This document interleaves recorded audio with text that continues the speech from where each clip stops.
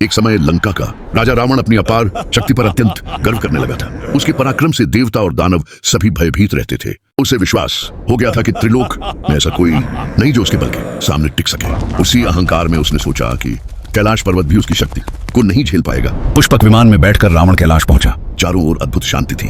Him से ढके शिखरों के बीच महादेव गहन ध्यान में लीन थे।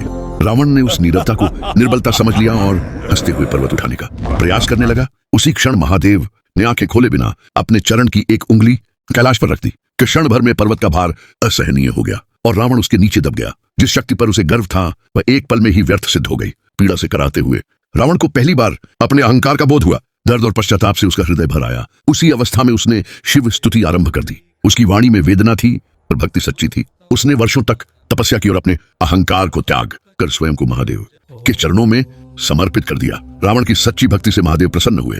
उन्होंने पर्वत हटा दिया और रावण को मुक्त किया। करुण स्वर में महादेव बोले, शक्ति बाहुबल में नहीं भक्ति में होती है। यह कहकर उन्होंने रावण को चंद्रहास नामक दिव्य तलवार प्रदान की। महादेव के चरणों में नतमस्तक होकर रावण ने उस दिन एक महान सत्य जाना। वह लंका से लौटा तो वही शक्तिशाली राजा था, पर उसका अहंकार नष्ट हो चुका था। अब वह जान चुका था कि सिर झुकाना कमजोरी नहीं बल्कि सबसे बड़ी शक्ति है। यह कथा सिखाती है कि अहंकार मनुष्य को पतन की ओर ले जाता है और भक्ति उसे सत्य और शक्ति के मार्ग पर ले जाती है। महादेव मौन रहते हैं पर उनकी शिक्षा सदा अमर रहती है।